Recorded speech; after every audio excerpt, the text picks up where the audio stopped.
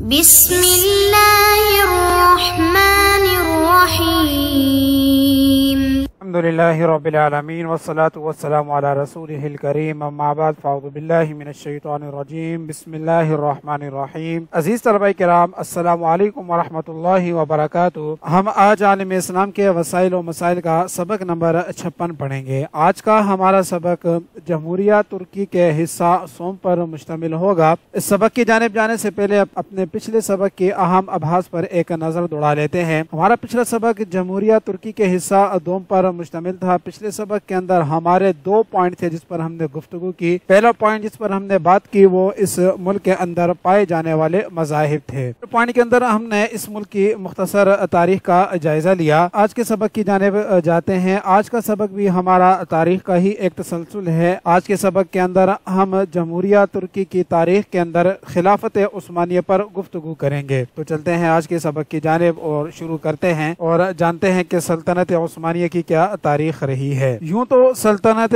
عثمانیہ بذات خود ایک بہت بڑا موضوع ہے، تاہم اس کے تعارف میں اتنا ضرور کہا جا سکتا ہے یہ مسلمانوں کی ایک ایسی عالمگیر سلطنت تھی جس کی سرحدوں میں سورج کی روشنی زندگی کی مانند ہر وقت جلوہ گر رہتی تھی۔ عثمانی سلاطین خود کو خلافت بنو عباسیہ کا جانشین کہتے تھے۔ ان کی یہ سلطنت اسلامی دنیا میں خلافت عثمانیہ کے نام سے معروف تھی۔ سلطنت کی 623 سالہ طویل تاریخ میں 36 سلاطین نے یہاں حکومت کی۔ اس کا پہلا صدر مقام برسا یعنی مغربی ایشیائی کوچک تھا۔ 1453 عیسوی میں قسطنطنیہ نے اس کی جگہ لی۔ 3 بر اعظموں کے طول و عرض پر پھیلی اس سلطنت کا پرچم 6 صدیوں سے زائد مدت تک لہراتا رہا۔ 1258 عیسوی میں ترکی کے شہر انقرہ کے معزز سردار ارطغرل خان کے گھر میں جنم لینے والے عثمان خان نے 1299 میں سلجوقی ترکوں کی حکمرانی ختم کر کے اپنے نام کی نسبت سے قونیہ کے مقام پر سلطنت عثمانیہ کی بنیاد رکھی۔ دراصل قونیہ کے ارد گرد کے علاقوں میں عیسائی مسلک آرتھوڈکس سے تعلق رکھنے والے بازنطینیوں کی حکومت تھی جو کیتھولک چرچ کے پیروکار عیسائی ریاستوں کے جارحانہ کارروائیوں سے سخت پریشان رہتے تھے۔ کیتھولک عیسائیوں کو اپنے پڑوس میں واقع سلجوقی ترکوں کی حمایت حاصل تھی۔ کیتھولک عیسائیوں کی حد سے بڑھتی ہوئی مداخلتوں سے تنگ آ کر بازنطینیوں نے عثمان خان سے مدد کی درخواست کی، جس کے نتیجے میں ایک جنگ کے بعد عثمان خان نے سلجوقیوں اور کیتھولک عیسائیوں کو شکست دے کر اپنی حکومت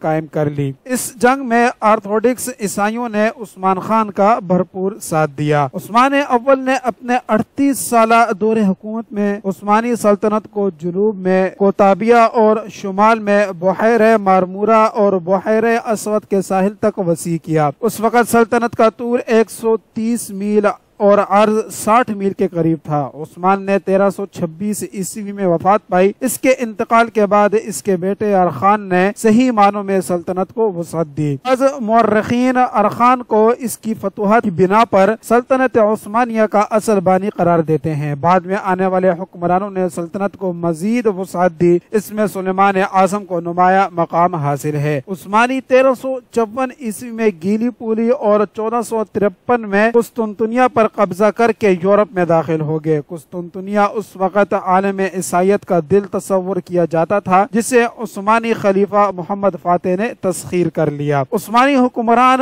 1480 تک پورے جزیرے نمائے بلقان پر قابض ہو چکے تھے۔ 16ویں صدی کے وسط تک سلطنت عثمانیہ مصر، شام، عرب، عراق، طرابلس اور ہنگری تک پھیل چکی تھی۔ 1571 میں قبرص اور 1669 میں جزیرہ کریٹ پر قبضہ ہوا۔ سلطنت عثمانیہ اپنی ابتدا سے انتہا تک اور بالخصوص 16ویں صدی سے 18ویں صدی عیسوی کے درمیان 3 بر اعظموں میں مختلف نسلوں اور مذاہب سے وابستہ اقوام اور گروہوں کی جائے امان تھی، جہاں پر علم و دولت، امن و آشتی کے شادیانے بجتے تھے۔ سلطنت عثمانیہ کا سکہ بر اعظم یورپ کے جنوب مشرقی حصے میں مرکزی بلغاریہ سے مشرقی بسرابیہ تک پھیلے ہوئے بلقان کی تاریخی پہاڑوں کی نسبت سے منسوب علاقے بلقان ریجن تک پھیلا ہوا تھا۔ یہ تمام علاقہ جو 5.5 لاکھ مربع کلومیٹر کے رقبے پر محیط تھا، اس میں Albania, Bosnia, Austria,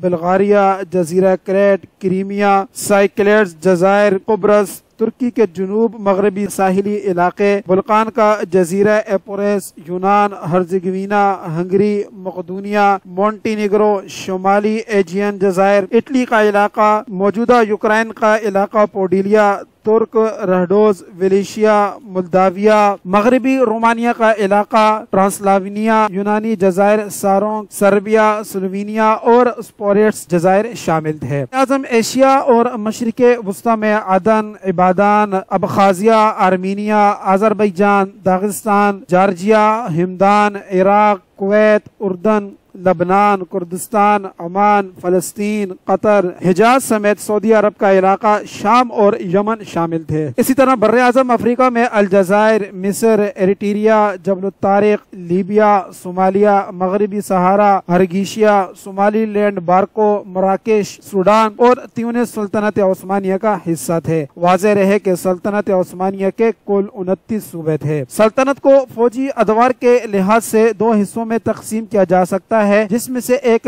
classical period ہے جو سلطنت کی ابتدا سے لے کر 18ویں صدی تک محیط ہے، جبکہ دوسرا دور ماڈرن پیریڈ کہلاتا ہے جسے مورخین نے نظام جدید کہا ہے۔ کلاسیکل دور میں سلطنت کی عسکری قوت بری فوج اور بحریہ پر مشتمل تھی، جبکہ نظام جدید میں اس میں ہوائی بیڑا بھی شامل ہو گیا تھا۔ سلطنت عثمانیہ کی فوج نے 1444 عیسوی میں بندوقوں اور توپخانے کا استعمال کرنا شروع کر دیا تھا۔ دنیا کی بہترین گھڑ سوار فوج پہاڑوں پر چڑھنے میں انتہائی مہارت رکھتی تھی، جبکہ سلطنت عثمانیہ نے 14ویں صدی کے اوائل میں مضبوط بحریہ بھی تشکیل دے دی تھی، جس کے بحری جہازوں نے دنیا میں پہلی مرتبہ دور مار توپوں کا استعمال 1499 عیسوی میں کیا۔ علاوہ ازیں یورپی سرزمین پر عراقان کے سب سے بڑے بیٹے سلیمان اعظم نے 1354 عیسوی میں حیرت انگیز بحری صلاحیتوں کا مظاہرہ کرتے ہوئے صرف 80 فوجیوں کی مدد سے ترکی کے شمال مغرب میں بحیرہ ایجین اور بحیرہ مارمورا کے درمیان واقع تنگ درہ دانیال عبور کر کے جنوب مشرقی یورپ کے مقام گیلیوپولی اور پھر تھریس پر قدم رکھا۔ اس قدم کی بدولت سلطنت عثمانیہ نے یورپ پر صدیوں تک حکمرانی کی۔ 1550 کے بعد سلطنت روبہ زوال ہونے لگی۔ ترکوں کو 1683 میں آسٹریا سے شکست ہوئی۔ اس کے بعد ان کے تمام مقبوضات یکے بعد دیگرے ان کے قبضے سے نکلتے گئے۔ 1699 عیسوی میں ہنگری آزاد ہوا۔ 1683 میں روسیوں نے کریمیا کا علاقہ ان سے چھین لیا۔ 19ویں صدی کے آغاز میں بلقان اور یونان آزاد ہو گئے۔ صلح نامہ برلن جو 1878 کے اندر طے پایا تھا، اس معاہدے کی روح سے بلغاریہ اور بوسنیا و ہرزیگوینا بھی ان کے ہاتھ سے نکل گئے اور ترکی یورپ کا مرد بیمار بن کر رہ گیا۔ 1807 میں سلطان عبدالحمید اول کا بیٹا مصطفیٰ چہارم سلطنت عثمانیہ کا وارث بنا۔ اس نے 13 ماہ حکومت کی۔ 1808 میں مصطفیٰ کا بھائی محمود ثانی تخت نشین ہوا۔ اس نے اپنے دور حکومت میں ایک تو قدیم فوج کا بالکل خاتمہ کر دیا، دوسرا اس نے یورپی نظام کے مطابق اپنی جدید فوج کی تعداد بڑھا کر 45,000 کر لی۔ وہ اس فوج کو 2.5 لاکھ تک پہنچانا چاہتا تھا، لیکن روس نے اس کی ایک نہ چلنے دی اور سلطان کی ان فوجی اصلاحات کو شروع ہی میں ختم کروا دیا۔ مئی 1876 میں اراکین سلطنت نے سلطان عبدالعزیز کو برطرف کر کے اس کے بیٹے مراد پنجم کو حکمران بنا دیا، لیکن وہ چونکہ پہلے ہی اعصابی مریض تھا، اس لیے 3 ماہ بعد ہی تخت سے دستبردار کر دیا گیا۔ اگست 1876 میں مراد پنجم کا بھائی عبدالحمید ثانی سلطنت عثمانیہ کا فرما روا بنا۔ آخری سلطان کی عیش پرستیاں اور وزراء اور امراء کی خود غرضیاں اور غداریاں رنگ لائیں اور ترکی میں وطن پرستی کی تحریک کا آغاز نوجوان ترکوں کی تنظیم سے ہوا۔ ان کی جد و جہد سے مجبور ہو کر سلطان نے 1908 میں آئینی اصلاحات نافذ کی۔ 27 اپریل 1909 کو سلطان عبدالحمید دوم کو تخت سے معزول کر دیا گیا۔ عبدالحمید کو پارلیمنٹ کے دونوں ایوانوں سے مشترکہ ووٹ کے ذریعے معزول کیا گیا اور ان کی جگہ ان کے بھائی محمد رشاد افندی کو تخت نشین کرایا، جو محمد پنجم کے نام سے مشہور ہوئے۔ پارلیمنٹ نے سلطان عبدالحمید پر 3 الزامات لگائے، جن کے مطابق سلطان نے سلطنت عثمانیہ کے 20 کروڑ مسلمانوں کی دولت کو بری طرح لوٹا، قانون کو نظر انداز کیا اور مقدس کتابوں کو جلا کر لوگوں کا قتل عام کیا۔ گرفتاری کے بعد سلطان کو چراغاں محل میں نظر بند کر دیا گیا۔ برطرفی کے فیصلے سے ترکی کی عوام میں خوشی کی لہر دوڑ گئی اور استنبول کی گلیوں میں عوام نے جشن منایا۔ پہلی جنگ عظیم سے کچھ عرصہ قبل جون 1909 میں سلطنت عثمانیہ نے دنیا کی قدیم ترین جنگی فضائیہ عثمانیہ ایئر فورس فورس کی داغ بیل ڈال دی تھی اور 21 فروری 1912 کو مملکت کے وزیر دفاع محمد شوکت پاشا کے منتخب کردہ 2 پائلٹ فسا اور یوسف کنان پیرس سے ٹریننگ مکمل کر کے آئے تھے۔ 3 جولائی کو سلطنت نے پائلٹوں اور جہازوں کی تیاری کے لیے استنبول میں ایئر اکیڈمی کی بنیاد ڈال کر فوجی مقاصد کے لیے فضائی بیڑے کی شروعات کر دی تھی۔ مئی 1913 میں ہوائی جہازوں کی مدد سے فوجی جاسوسی کی ٹریننگ کا پروگرام شروع کیا گیا اور فضائیہ کے ذریعے دشمنوں کی فوجی نقل و حمل پر نظر رکھنے کے حوالے سے ایئر فورس میں ایک ڈویژن کا اجرا کیا گیا۔ اس کے جرمن ہوا بازوں کی سرکردگی میں سلطنت میں نیول ایوییشن اکیڈمی کا قیام عمل میں لایا گیا، جس کے نتیجے میں پہلی جنگ عظیم میں عثمانیہ ایئر فورس نے موجودہ پولینڈ اور یوکرائن کے درمیان واقع مرکزی یورپ کے علاقے گلیشیا میں اور اس کے علاوہ روس، ترکی، ایران، بحیرہ اسود اور بحیرہ کیسپین کے درمیان کا علاقہ جو قاز کہلاتا ہے اور یمن میں قابل ذکر فضائیہ کارکردگی کا مظاہرہ کیا۔ 1912 میں عثمانیہ کو بلقانی ریاست میں شکست ہوئی اور انہیں البانیہ اور مقدونیہ سے نکلنا پڑا۔ پہلی جنگ عظیم میں ترکی نے جرمنی کا ساتھ دیا۔ نتیجہ یہ ہوا کہ انگریزوں اور فرانسیسیوں نے ترکی کی ایشیائی مقبوضات شام، عراق اور عرب وغیرہ پر قبضہ کر لیا۔ 1918 میں جنگ عظیم کے خاتمے کے ساتھ ہی عثمانی فضائیہ کا بھی خاتمہ ہو گیا۔ جنگ عظیم میں ترکوں کی شکست سے فائدہ اٹھا کر یونانیوں نے 1919 میں سمرنا پر قبضہ کر لیا۔ اس حادثے سے غیور ترکوں میں سلطان کے خلاف شدید نفرت پھیل گئی۔ چنانچہ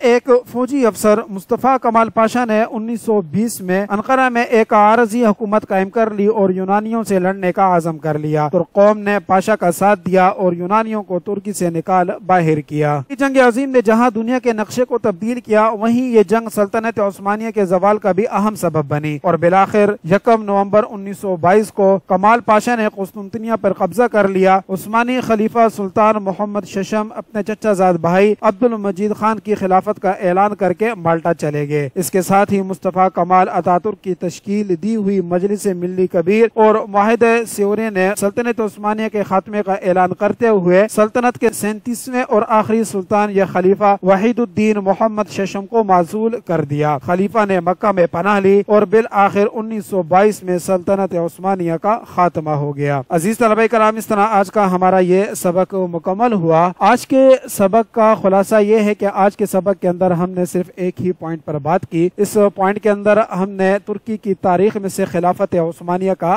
جائزہ لیا۔ تو اس خلاصے کے ساتھ ہی آج کا ہمارا سبق مکمل ہوتا ہے۔ السلام علیکم ورحمۃ اللہ وبرکاتہ۔